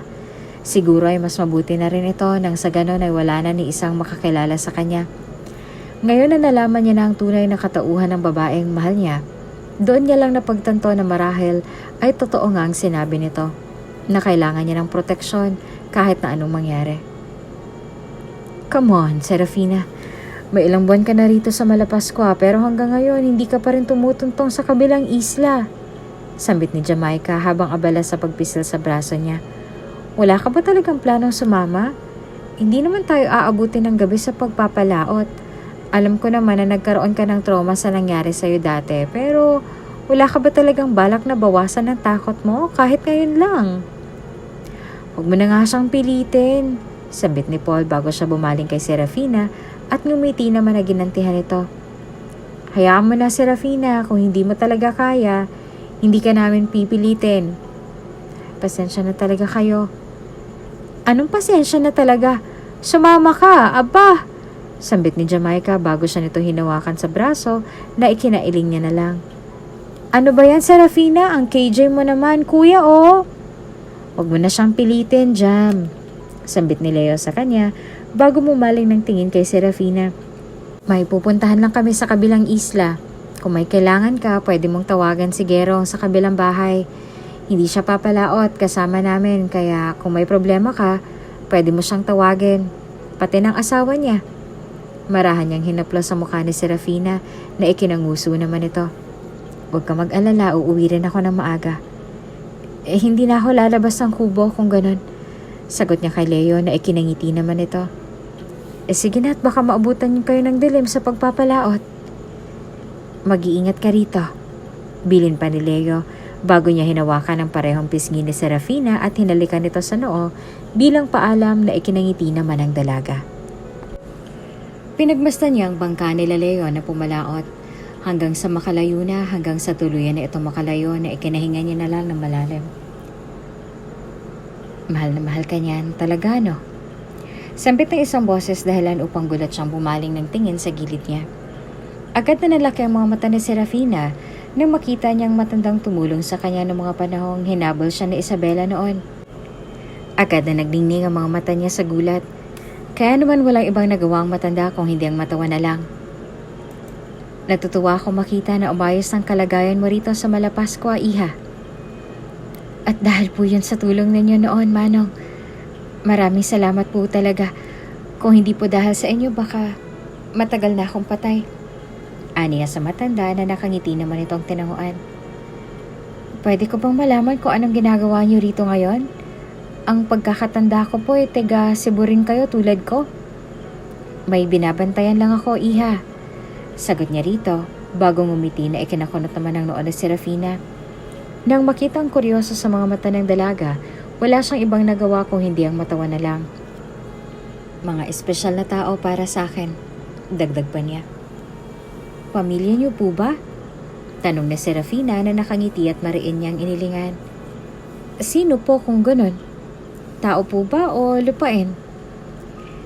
Tao na ibinilin sa akin ng kaibigan ko bago siya nawala. Sabit nito bago ito lumingon sa karagatan. Hindi ko pwedeng baliwalain ang pakiusap niya sa akin. Lalo na't malaki ang naging tulong niya sa pamilya ko noon. Kumbaga, ibinabalik ko lang sa kanya ngayon kung anong naitulong niya sa akin at sa mga anak ko. Dagdag pa niya. Walang ibang nagawa si Serafina kung hindi ang marahang tumango sa kanya bago niya pinagmasdan ng karagatan kung saan ngayon ang bangkang ginamit ng tatlo sa pagpapalaot kanina. Yung lalaking kasama mo kanina, alam kong seryoso siya sa'yo, Iha. Sabit nito, dahilan upang namumulang mukha niyang bumaling ng tingin dito. Kahit na anong mangyari, kahit na marami man kayong mapagtalunan sa mga susunod pang mga araw, sana hindi maging dahilan yon upang magbagong tingin niyo sa isa't isa. Alam kong seryoso siya sa'yo, Iha. Kaya naman sana ay maging seryoso ka rin sa kanya. Malay mo, kayo talagang itinadhana para sa isa't isa. Aniya bagong umiti sa kanya na nagpaisip sa kanya. Wala siyang ibang nagawa kung hindi ang pagmasdan ng matandang lalaki na ngayon ay walang ibang nagawa kung hindi ang ngumiti sa kanya. Isang tapik sa balikat pang iginawat nito sa kanya bago siya nito tinalikuran dala ang abanikong sumbero na kanina pa nitong hawak. Ang weird, aniya patungkol sa matanda bago siya nagkipit ng balikat at nagdesisyong umalis na sa lugar na yon upang makabalik sa kubo kung saan sila nakatira ng bago niyang pamilya. Ilang oras lang nakalipas ay bumalik na nga si Leo kasama ng kapatid at ang asawa nito. Tulad ng nakagawian ay may mga dala na naman itong banyera ng mga isda. May mga buko ring inuwi si Paul at iyon ang pinaghatian nila ni Gerong bago sila tuluyang umuwi sa kanilang mga bahay. Nakita namin si Yana sa kabilang isla kanina, sambit ni Jamaica habang abala sa paghihimay ng malunggay na ikinatigil nila. Mukha naman siyang okay sa itsura niya. Jamaica, may pagbabanta sa tono ng boses ni Leo nang marinig ang sinabi ng kapatid. Pwede bang wag na muna nating pag-usapan to ngayon? Bakit, kuya? May karapatan naman siyang malaman ng lahat. Singal nito sa kapatid bago bumaling ng tingin kay Serafina na hanggang ngayon ay nakatitig pa rin sa kanya. Hindi ko alam kung nasa posisyon ba talaga ako para sabihin sa'yo to pero nagkibit siya ng balikat at animo nagdadalawang isip na ngayon ay sabihin niya sana kay Serafina. Gusto ko makausap ni Yana bukas sa dalampasigan. Hindi ko alam kung may karapatan ba akong sabihin to sa'yo lalo na't wala naman akong alam sa nangyayari. Mas makabubuti na rin siguro na si Yana na mismo ang magpaliwanag sa'yo ng lahat. Tungkol saan? Bukas na lang, Serafina. Sambit ni Leo sa mahinang tono, dahilan upang bumaling siya ng tingin dito. Ngumiti siya sa nobya kaya naman walang ibang nagawang dalaga kung hindi ang mapanguso na lamang. Sasamahan kita, huwag ka mag-alala. Sasamahan kita. Halos hindi na nakatulog si Serafina nang dahil sa mga sinabi ni Jamaica at ni Leo kanina. Kung alam niya lang na makikita nila si Yana sa islang yon, di sana ay sumama na siya. Nang sa ganon ay doon pa lang ay nakausap niya na ang dalaga. Kung nakausap niya ito kanina, di sana ay hindi na siya napupuyat ngayon ang dahil sa kakaisip sa bagay na yon. Kinabukasan ay maaga silang nagtungo ni Leo sa dalampasigan na sinasabi ni Jamaica kagabi. Ang buong akala nga ni Serafina ay hindi na magpapakita si Yana sa kanila. Ngunit ang makita niya ito nakatayo sa buhanginan habang nakatitig sa payapang dagat.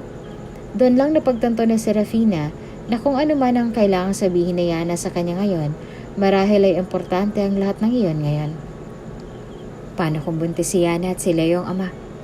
Naririto siya ngayon para makiusap na bitawan si Leo para sa kanilang dalawa na magiging anak nila. Ramdam na Serafina ang bahagyang pagbagal ng paglalakad niya nang dahil sa mga tumatakbo sa isip niya ngayon. Napansin ito ni Leo kaya naman wala siyang ibang nagawa kung hindi ang bumaling sa dalaga, lalo na nang marahan itong huminto sa paglalakad patungo sa direksyon ni Yana sa malayo. Anong problema, Serafina? Umamin ka nga sa akin, Leo. Aniya na ani mong may pang-aakusa sa boses nito na ikinakunat ng noo ni Leo. Nabuntis mo ba si Yana kaya nandito siya ngayon para hingin ang kamay mo sa akin? Ano? Natatawang tanong ni Leo bago nanginginig ang mga balikat niyang umiling sa dalaga habang natatawa. Walang ibang nagawa si Serafina kung hindi ang mapanguso bago niya inignora ang pagtawa ni Leo nang dahil sa sinabi niya. Serafina, ano ba yung mga naiisip mo? Of course not. Ni minsan walang nangyari sa aming dalawa ni Yana. Hinayaan niya lang na magpaliwanag si Leo sa lahat ng mga akusasyon niya rito kanina.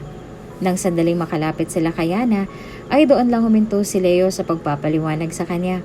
Bigla siyang sumeryoso, lalo na nang marinig nilang malalim na bumundong hininga si Yana, bago siya bumaling sa dalaga na nasa gilid niya na ngayon. Long time no see. Mahina nitong sabit kasabay ng pangiti na hindi niya naman ginantihan. Kamusta na? Anong kailangan mo sa amin, Yana?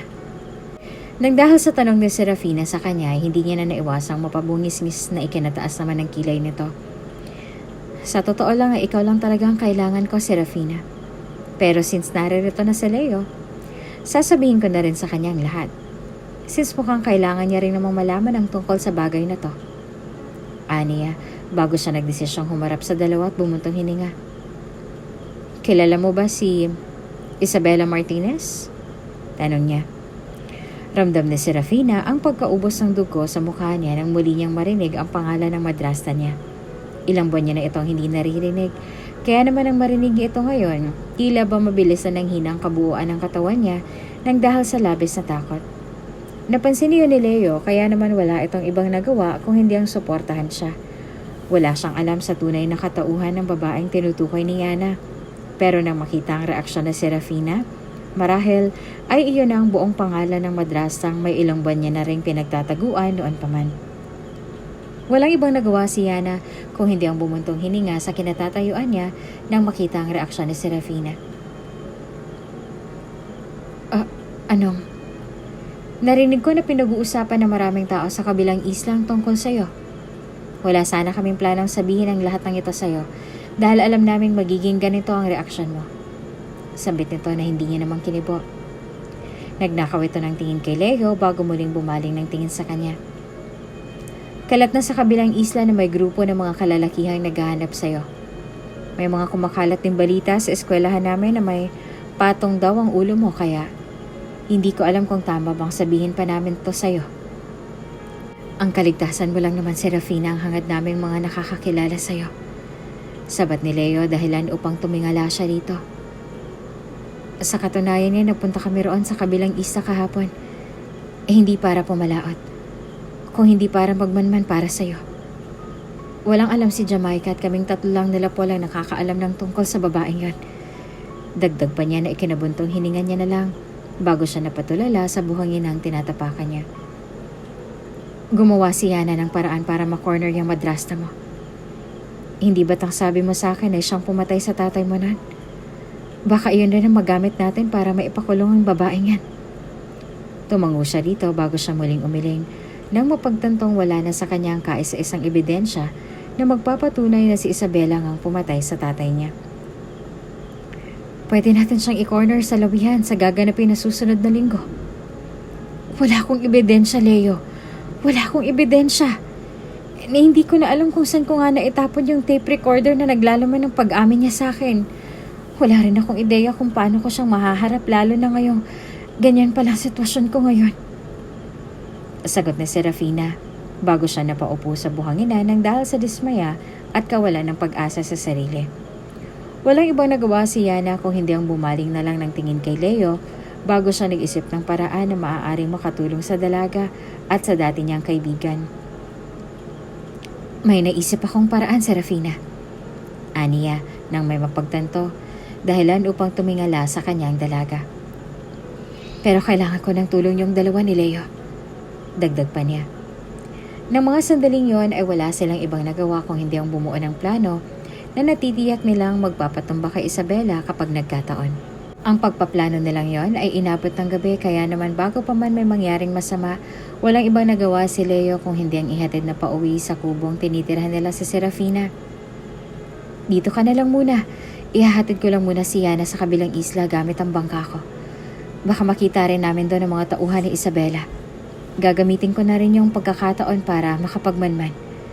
Aniya sa nobya bago ito hinawakan sa magkabilang pisngi at hinalikan sa noo na mas lalo lang nitong ikinalungkot.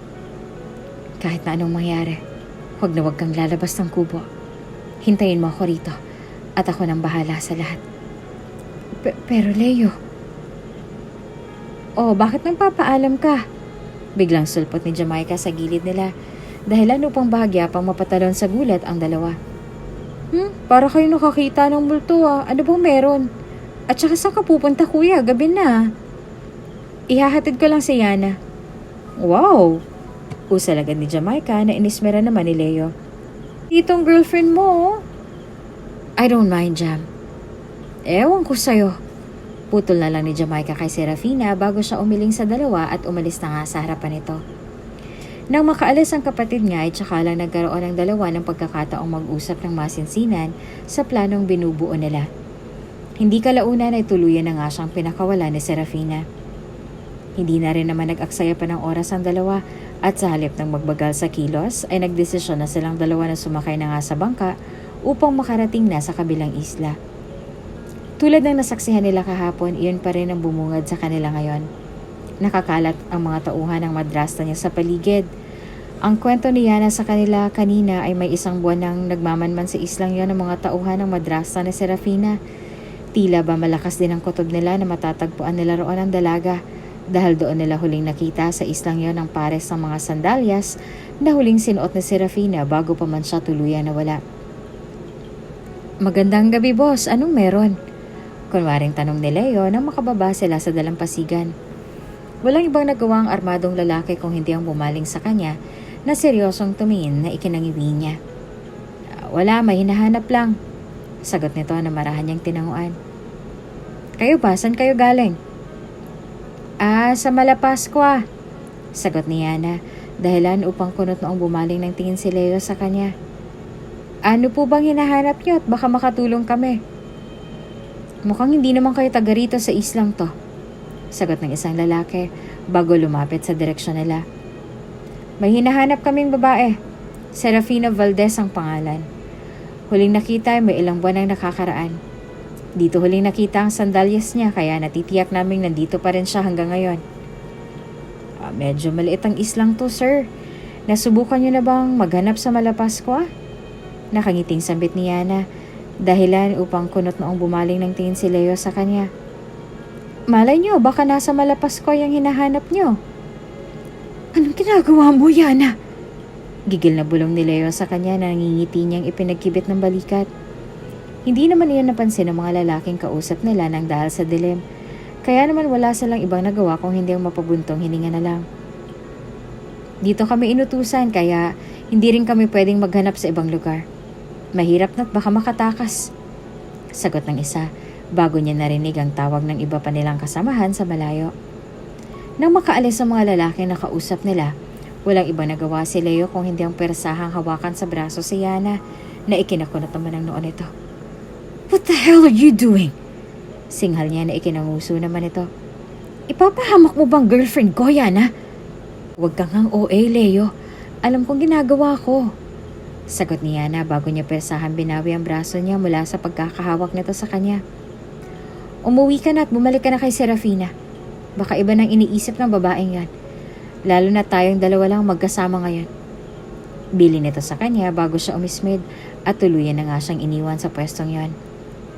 Bago pa man tuluyang maglaho sa dagat ang mga turistang naroroon si Yana, may ginawa pa itong hand signal sa likuran niya na agad namang nakuha ni Leo.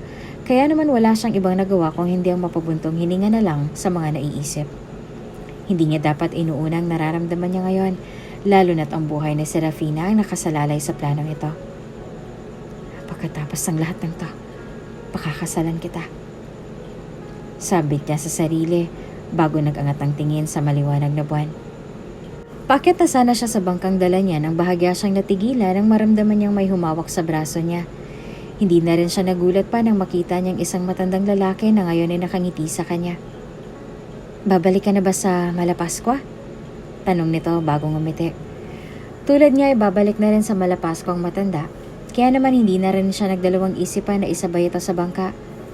Nung una ay nagdadalawang isip pa siya pero nang sandaling makiusap ito sa kanya at nang mapagtanto niya ring delikado pa rin para sa matandang lalaki ang mag-isang pumalaot, wala na rin siyang iba nagawa kung hindi ang isabay ito sa bangka niya. Ikaw ang apo ni Esyang, hindi ba? Sambit ng lalaki nang sandaling pumalaot sila sa karagatan pabalik sa isla. Walang ibang nagawa si Leo kung hindi ang bumaling sa kanya at matamis ang ngiting tumango sa matandang lalaki. Kilala na kita noon pa man. At kilala ko na rin ang nobya mo. Paano niyo po nakilala si Serafina? Anak siya ng kaibigan ko, iho.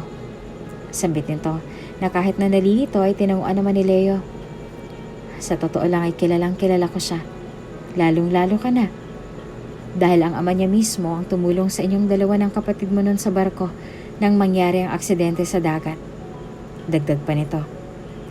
Nang dahil sa narinig ay bahagyang nanghina ang mga kamay ni Leo sa matinding gulat. Tila ba bahagyaring nakalimutan na naririto pa pala ang presensya ng matandang lalaki sa harapan niya nang mawala siya sa sarili nang dahil sa narinig. Kung tatay ni Serafina ang lalaking nagligtas sa kanilang dalawa ni Jamaica sa aksidente noon, ibig sabihin lang nito ay, sa katunayan ay, ako ang dahilan kung bakit siya napadpad sa Malapaskwa. Alam ko na naroroon kayo ng kapatid mo sa Malapaskwa, Kaya hindi na ako nagdalawang isip pa na ituro sa kanya ang isla ng mga panahong hinahanap siya ng mga tauhan ng madrasta niya. Dagdag pa nitong paliwanag na hindi naman niya kinibo ng dahil sa labis sa gulat. Kailangan ng tulong ninyo na Serafina, iho. Nanganganib ang buhay niya ngayon nang dahil kay Isabela. At alam kong kayong dalawa lang na Serafina makakapagpapabagsak kay Isabela. May kinuha itong papel sa bulsa niya at marahang inabot kay Leo na tinanggap naman ito. Isa iyong sulat. Nang makita niyang perma sa ilalim at nang mabasa niyang kabuuan ng sulat na iyon, para bang wala na siyang nagawa kung hindi ang nagulat na bumaling ng tingin sa kanya. Paano? Sa susunod na linggo'y idadaos ang lawihan. Iyon na lang ang nakikita kong pagkakataon para matapos ang lahat ng ito. Sambit ng matanda bago ngumiti sa kanya na hindi naman niya ginantihan. Nakasaad na sa sulat na yan ang lahat ng ebidensya ni Edgardo. Alam na ni Serafina ang gagawin niya sa oras na makita niyang sulat na yan. Lakas lang ng loob ang kailangan niya ngayon mula sa inyo. Sana matulungan niyo siya, iho. Dagdag pa nito. Walang ibang nagawa si Leo kung hindi ang ibigay ang sulat mula kay Serafina nang makarating siya sa kubo. Nang mabasa naman iyon ng dalaga ay wala siyang ibang nagawa kung hindi ang mapatakip na lang sa bibig niya ng dahil sa gulat at pagkabigla, kasabay ng pagbuhos ng luha sa mga mata niya. Nang mabasa niya ang sulat, doon niya lang napagtanto na marahil ay tama lahat ng mga suspetsya niya noon sa madrasta niya. Nakasaad sa sulat na yon lahat ng mga katarantaduhang ginawa ni Isabela sa pamilya nila. Namatay sa sakit si Edgardo at si Isabela ang may kasalanan ng lahat ng yon. Hindi niya alam na sa mga taong inilagi niya sa ibang bansa, lihim na palang nilalaso ni Isabela ang tatay niya. May dumaang sakit sa dibdib niya nang makita niya ang sulat ng ama. Kaya naman walang ibang nagawa si Leo kung hindi ang suportahan siya mula sa pwesto niya. Magbabayad siya. Papatayin ko siya. Sigaw niya bago siya napaluhod sa sahig na kinatatayuan nila. Nakasaad din sa sulat na nakapangalan sa kanya ang lahat halos ng kayamanan at mana na iniwan ni Edgardo para sa kanya. Marahil ay iyon ang dahilan sa kung bakit nga ba siya hinahabol ni Isabela ngayon para patayin. Doon niya lang napagtanto na bago pa man siya dapat na mahawakan ni Isabela sa liig, kailangan niya nang gumawa ng kilos. Tama ang mga kaibigan niya at gagawin niyang lahat ng makakaya niya para lang maunahan si Isabela sa lahat ng gagawin niya laban sa kanya. Nang dumating ang araw ng Lawihan Festival, walang nagawa ang halos lahat ng naroroon upang maghanda para sa taunang pagdiriwang. Kasama ron si Serafina na animong naghahanda na rin para sa pagdakip ng mga otoridad kay Isabela sa oras na tumuntong siya sa isla. Okay ka lang ba? Tanong ni Leo nang makita niyang tahimik at nakatulala lang sa Serafina sa dalampasigan. Wala siyang ibang nagawa kung hindi ang yumakap sa bewang nito bago siya hinalikan ang balikat ng dalaga na ikinapikit nito. Nagiging maayos din ang lahat, Serafina. At kapag natapos ang lahat ng to, gusto ko nang lumugar sa tahimik kasama mo, Leo. Ani yan na ikinangiti naman ni Leo. Pangako yan, Serafina. Ibibigay ko sa'yo ang buhay na minsan hindi na ibigay sa'yo ng mga magulang mo. Pangako niya pa. Kinagabihan na nagsimula nang ang idaos ang taunang pagdiriwang. Si Yana ang humanap kay Isabela at nagsabi rito na sa Malapasko matatagpuan ang babaeng hinahanap nila. Kabilang iyon sa mga plano nila para madakip ang madrasta niyang ganid din sa kapangyarihan. Ang hayop na babaeng yon? Sigaw ni Isabela na animong dragon ang sandaling magpunta sila sa islang yon kasama ang mga tauhan niya. Ang akala niya ba'y matatakasan niya ako? Halos 1 taon ko siyang hinahanap. Pero naririto lang pala siya at nagtatago. Aniya pa. Kung hindi lang talaga tubig ang nakapaligid sa kanila ngayon, ay baka kanina pa siyang nagwala ng dahil sa nalaman. Nang sandaling makalabas siya sa dalampasigan, ay agad na siyang bumaling sa mga tauhang dinala niya para lang hanapin at takipin si Serafina. Huwag kayong titigil hanggat hindi niyo nahahanap at nagdadala sa akin ang babaeng yon. Naiintindihan niyo ba ako? Utos niya sa mga tauhan at tinanguan naman ng mga ito bago sila nagsitakbuhan upang magwatak-watak sa paghahanap sa anak ng yumaon niyang asawa. Walang ibang nagawa si Isabela kung hindi ang nakangising nagtungo sa gitna kung saan nangyari ang selebrasyon. Matamis siyang ngumiti sa mga taga-isang bumaling ng tingin sa kanya. Hindi sinagot ng mga ito ang ngiti niya, kaya naman wala siyang ibang nagawa kung hindi ang nakangisi na lang na umiling. Sa gitna ng mga nagsasayawan ron, nakita niya ang babaeng may ilang buwan na ring hindi nakikita. Wala siyang iba nagawa kung hindi ang huminto. May 2 di pa lang ang layo sa kanya. Ang palakpak naman sa kung saan ang nakapagpabalik sa wisyo ni Serafina. Huminto siya sa pagsayaw kasama si Leo sa mismong gitna. Bago siya bumaling ng tingin sa madrasa niya ngayon, ay walang ibang nagawa kung hindi ang nagingiting pumapalakpak sa harap niya. May 9 na buwan ka lang na nawala sa poder ko. May nobyo ka na agad, Serafina? Ano kaya mararamdaman ng daddy mo kapag nakita niyang lumalandi ka na? Tanong ni Isabela bago nangingiting bumaling ng tingin kay Leo, na walang ibang nagawa kung hindi ang tiimbagang na bumaling ng tingin sa kanya. Ang akala ko ba'y mataas ang standards mo, Serafina? Mataas ang tingin sa'yo ng daddy mo, diba? Ano kayang mararamdaman niya sa impyerno kapag nalaman niyang umibig ka sa isang pulubing taga-isla? Anong ginagawa mo rito, Isabela? Tanong ni Serafina na tinawanan niya. Nang dahil sa ginawa niyang pagpalakpak at pagtawa kanina, hindi na siya nagtaka pa nang makuha nilang atensyon ng mga taga-isla. Wala nang mga tauhan ni Isabela sa paligid, kaya naman may minsan pang napaisip si Isabela sa kung saan nga ba sumuot ang mga tauhan niya. Malamang susunduin ka. Patanong nitong sagot bago matamis ng umiti sa dalaga na inismera naman ito. Halika na't umuwi na tayong 2, anak ko. Mag-isa ka, sagot ni Serafina sa kanya. May mga lumitaw na pulis at sundalo sa pagdiriwang na iyon na ikinaangat naman ng kilay ni Isabela. Agad na namilog ang mga mata niya nang lumapit ang mga ito sa kanya at siya pa ang dinakip ng mga ito dahil ano pang bahagya pa siyang mawala sa balanse at napaupo pa sa buhangin ng iyon. Anong nangyayari? Galit niyang sigaw habang nakatitig sa mga pulis na dumampot sa kanya. Huwag niyo nga akong hawakan! Ma'am, sa presinto na lang po kayo magpaliwanag. Ha?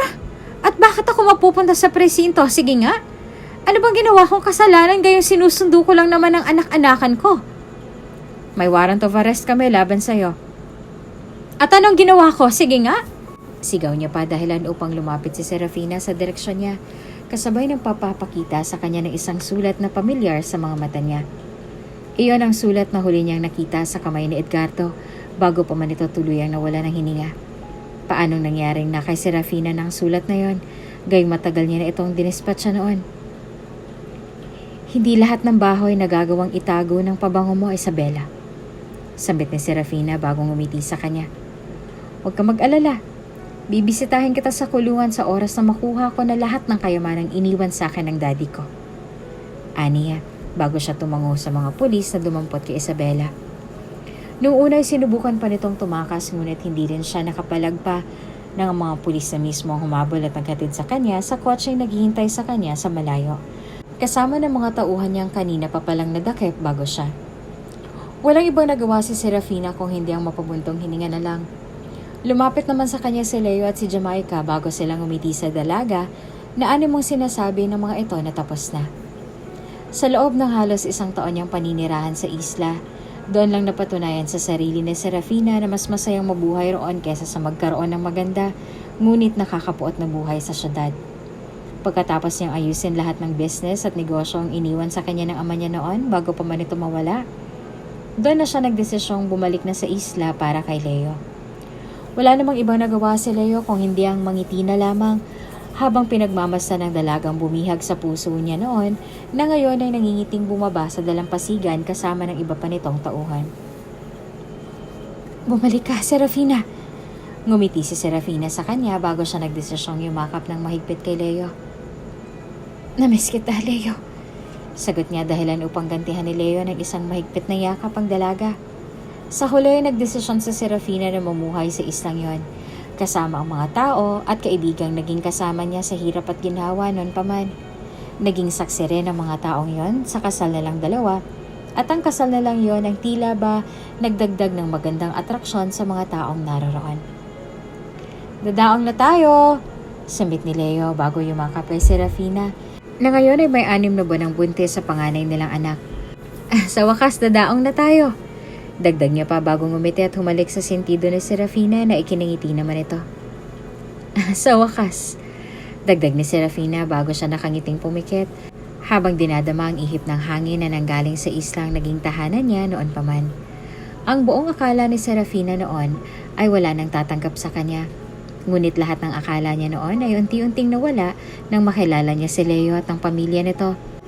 Lahat ng insecurities niya noon sa paghahanap ng pamilya ay nawala nang dumating si Leo at nangako sa kanya ng isang simpleng buhay at kompletong pamilya na pinapangarap niya na noon pa man, kasama ng magiging anak nila.